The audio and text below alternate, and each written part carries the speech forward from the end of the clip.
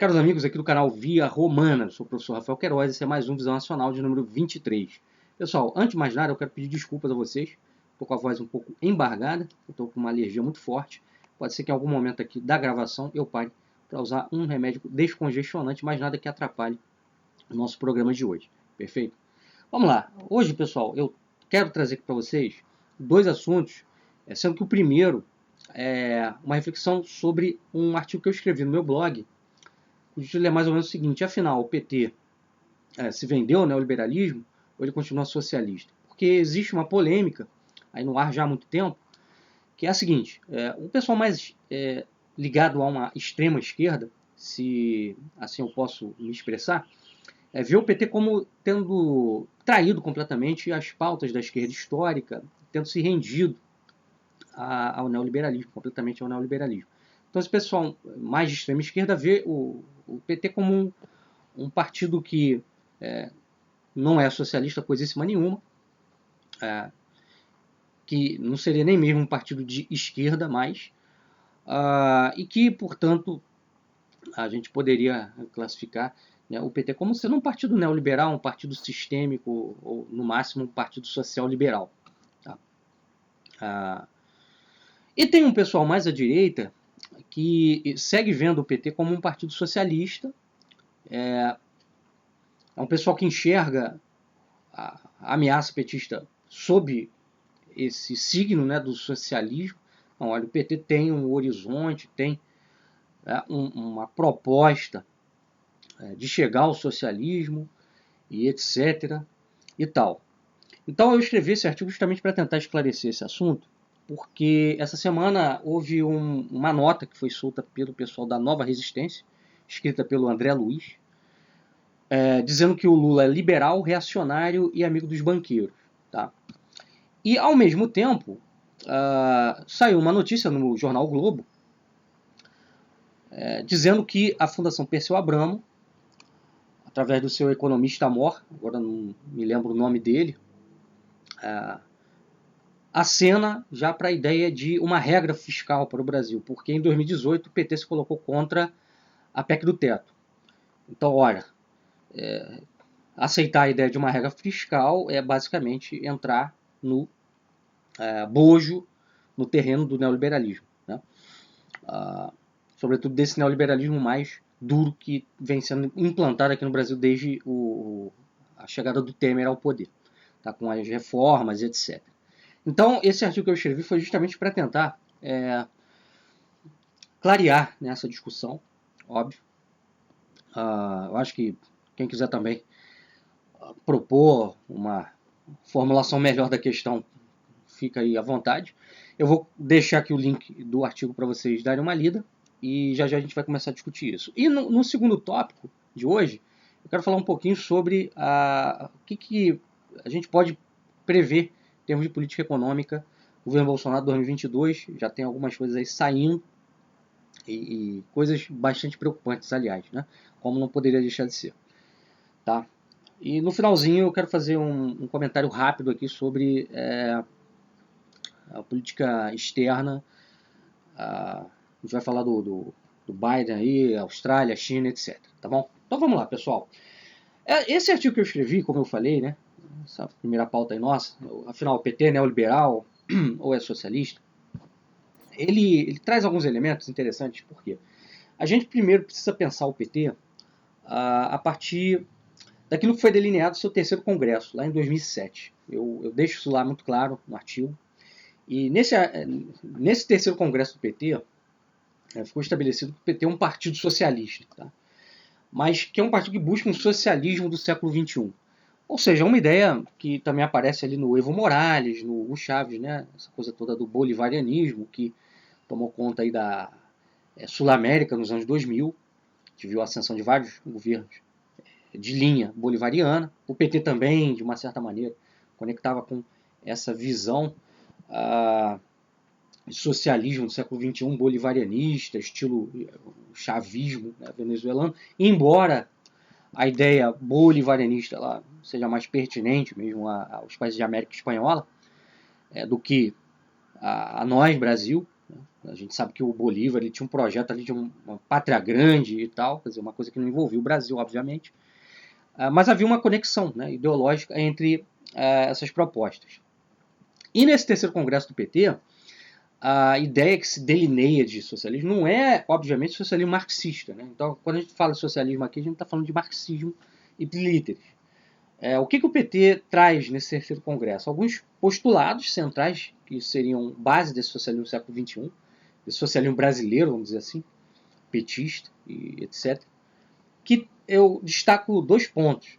O primeiro deles, a ideia de socialização do poder, que é a radicalização da democracia. Tá? A gente vai voltar a esse conceito já já. E o outro postulado seria o do controle público dos meios de produção, ou seja, não seria a coletivização dos meios de produção, o controle público dos meios de produção através dessa democracia radicalizada. Tá? Então é um conceito um pouco diferente do que nós encontramos no marxismo-leninismo e que foi aplicado também no stalinismo dentro da União Soviética, onde houve coletivizações, né? Na China também maoísta e por aí vai. Tá? A gente tem que lembrar o seguinte, né? O PT ele se torna um partido viável do ponto de vista de ambição de chegar ao poder federal, justamente no momento que está acontecendo a queda do Muro de Berlim, né? O mundo socialista está caindo ali em 89, que é quando o Lula vai disputar a eleição com o Collor, né? Então o PT ele já nasce, né, como um partido, vamos dizer assim, eleitoralmente viável, chegar ao poder no Brasil, num outro contexto, um contexto que já é pós-Guerra Fria. Tá? E nesse contexto pós-Guerra Fria, a esquerda vai fazer uma reestruturação das suas visões a respeito de como chegar ao socialismo. Né? Porque aquela ideia de construir um socialismo à la a proposta marxista-leninista tinha ido para o espaço. Então o que começa a acontecer? Começam a ser retomadas visões do século XIX. Porque assim, o que acontece? Antes das revoluções liberais de 1848, que aconteceram na Europa, que foram revoluções de caráter democrático, né, revoluções que queriam implantar o sufrágio universal em diversos países, né, na França, na Alemanha, etc., e que tiveram a participação de democratas e socialistas, ali a proposta da esquerda qual era? Não era implementar um sistema de coletivização dos meios de produção. Era radicalizar a democracia. Então, basicamente, é isso que o PT pensa, né, em termos de socialismo. É a radicalização da democracia e o controle público dos meios de produção através dessa radicalização da democracia. Tá? Isso tem muito a ver também com aquela visão do Sérgio Buarque de Holanda, que nós já tratamos até aqui, e também já escrevi no meu blog um artigo sobre isso, que é a visão, a noção de revolução brasileira. Né? Você eliminar as velhas elites e colocar o povo no poder. Então o PT, vamos dizer assim, seria uma plataforma para colocar o povo no poder, a democracia direta do povo, mais ou menos isso. Agora, o PT, do ponto de vista da praxis, ele se rendeu, obviamente, ao neoliberalismo. Isso é um fato. Né? Então, assim, existe um horizonte socialista na visão petista, mas esse horizonte ele vai sendo jogado cada vez mais para longe, né? Para o longo prazo, em busca da ideia de um controle institucional do Estado, né, que perpassa por acordos, né, por contemporizações com as forças financeiras internacionais e as forças financeiras nacionais. Que foi isso que o PT fez quando o Lula esteve no poder. Né? Contemporizou. A gente pode fazer um paralelo entre esse pragmatismo do PT e, de certa maneira, obviamente respeitar as devidas proporções, com o pragmatismo também que os próprios socialistas, bolcheviques, né, soviéticos, fizeram. Porque assim, havia aquele horizonte de chegar ao comunismo. Mas não, olha, antes de chegar ao comunismo, nós temos que fortalecer o socialismo, né, o Estado soviético. E, bom, o comunismo vai ficar para depois, enquanto a gente não chegar a fortalecer esse Estado aqui, a fortalecer a revolução bolchevique dentro da União Soviética, etc. E tal, né? O socialismo num só país, aquela ideia do Stalin, e por aí vai. Então, assim, a ideologia do PT é similar, é semelhante, né, a esse pragmatismo que foi, vamos dizer assim, característico do socialismo soviético, né? Obviamente, o socialismo soviético queria chegar à coletivização dos meios de produção, o PT não quer. Mas essa coisa de contemporizar com as forças financeiras internacionais é similar. Por quê?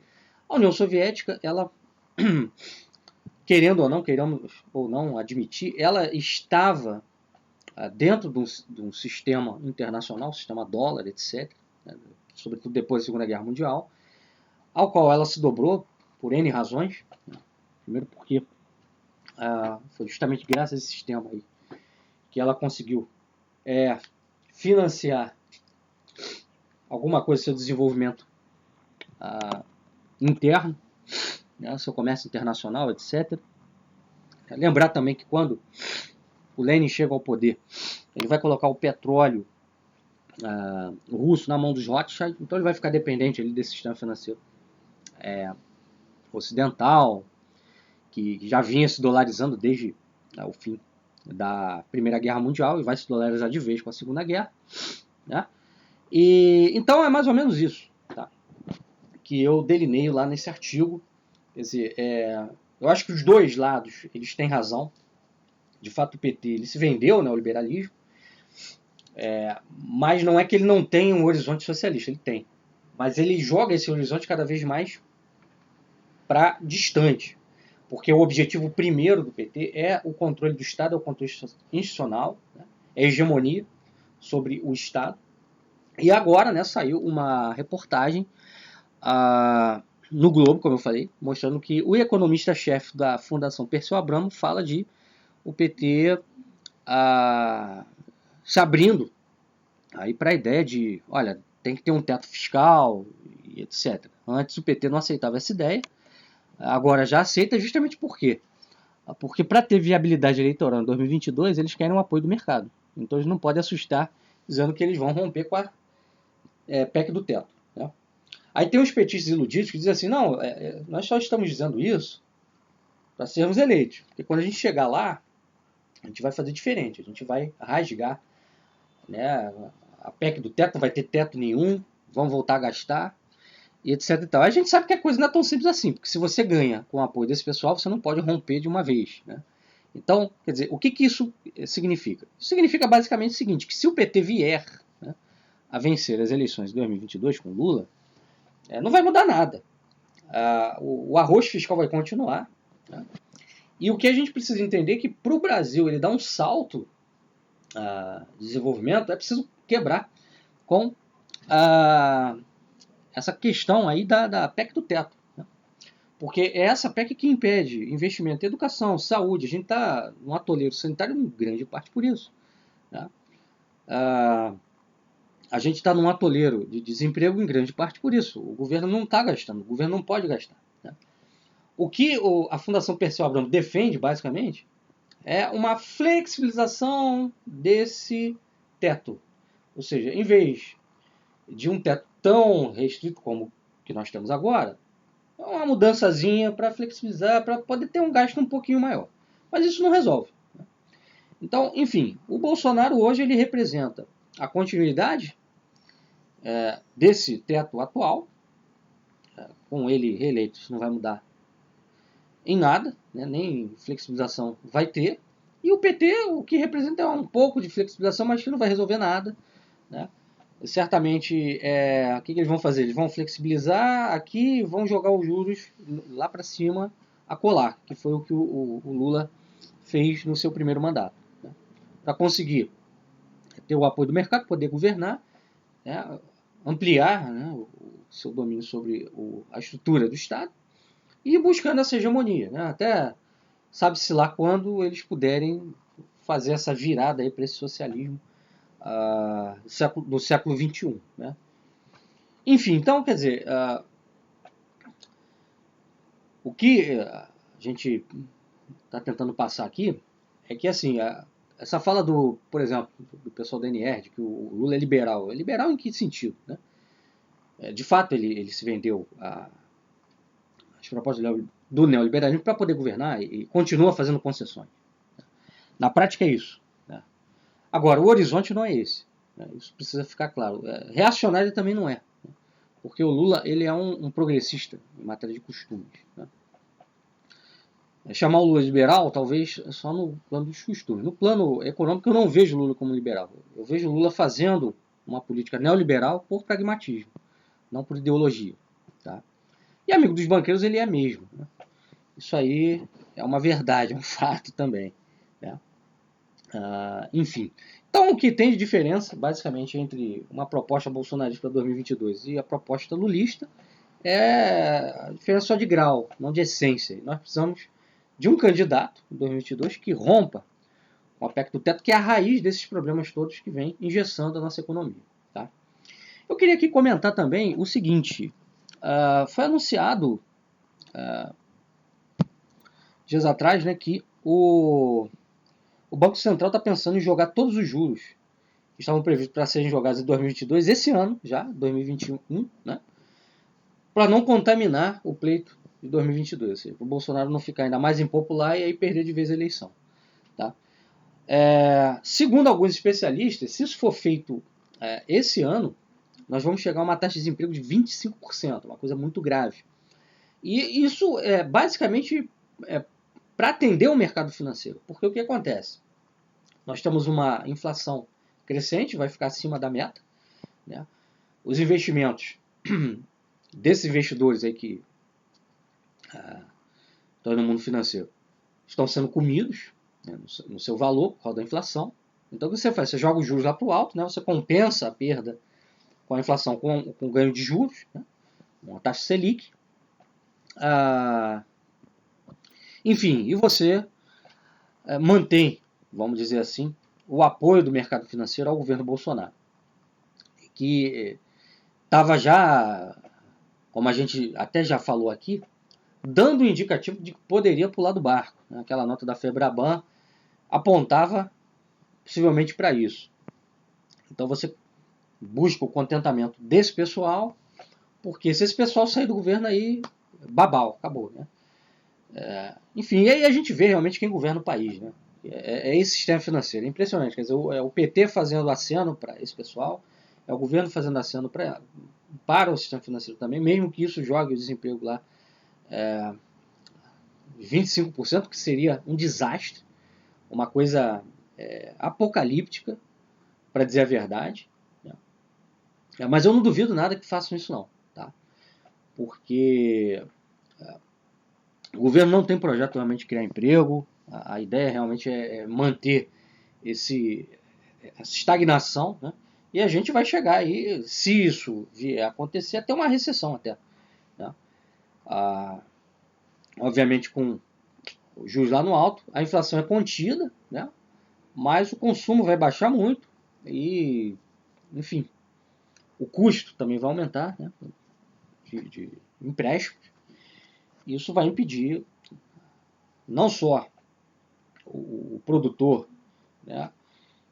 O dono de uma empresa, dono de uma loja, de financiar custo com folha de pagamento, ele vai ter que demitir, como vai impedir praticamente novas contratações. Então o Brasil vai entrar aí numa recessão grave.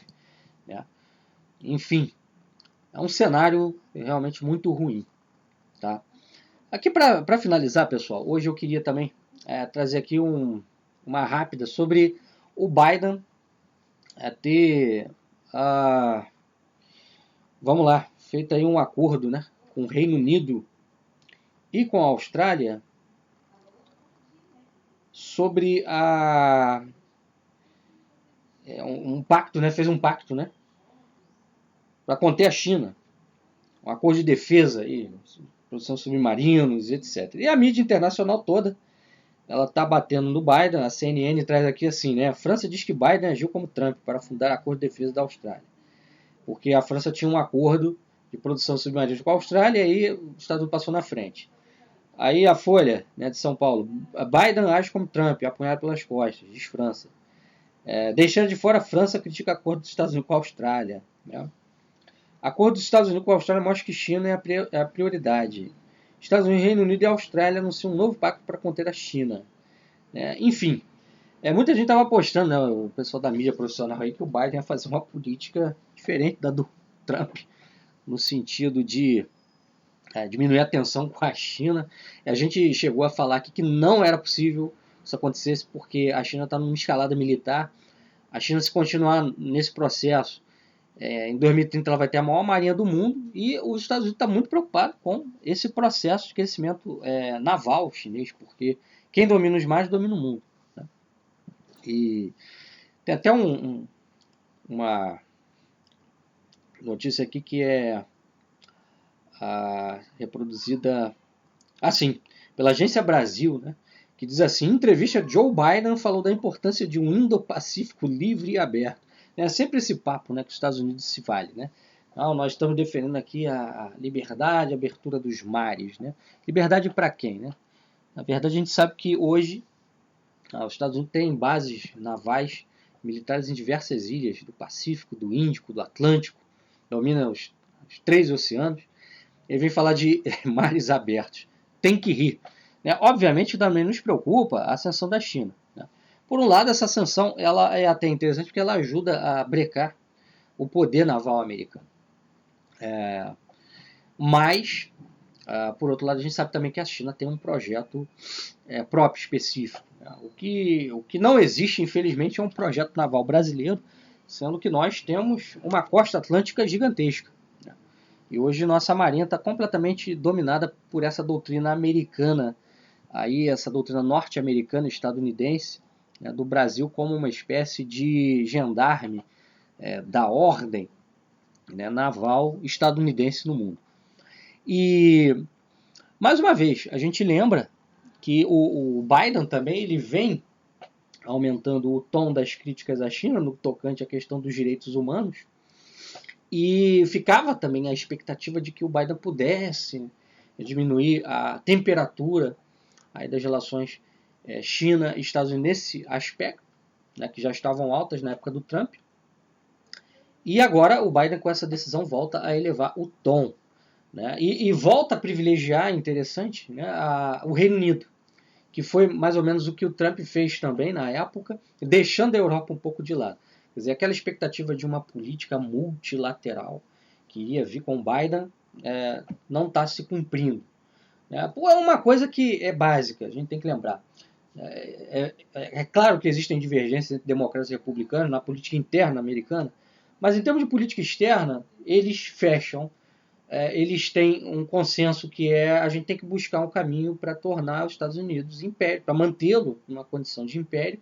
É claro que um partido e outro, né, eles variam nas suas metodologias. O democrata é mais unilateral, os democratas mais multilaterais, os republicanos mais unilaterais, mas isso também não impede, né, de um presidente democrata como o Biden de adotar medidas unilaterais, como o Clinton também adotou em algumas circunstâncias, não é isso? Então, pessoal, era o que nós tínhamos para falar hoje aqui, tá bom? A gente vai fazer uma pausa daqui para frente. Você, pai, agora, essa semana que vai entrar, tá? E eu devo desaparecer aí uns 15 dias do canal, né? Depois que a coisa estiver já organizada aqui, a gente volta. E eu devo lançar alguns vídeos aí esporádicos, mas o Visão Nacional vai tirar férias, tá bom, pessoal? Um abraço, até a próxima.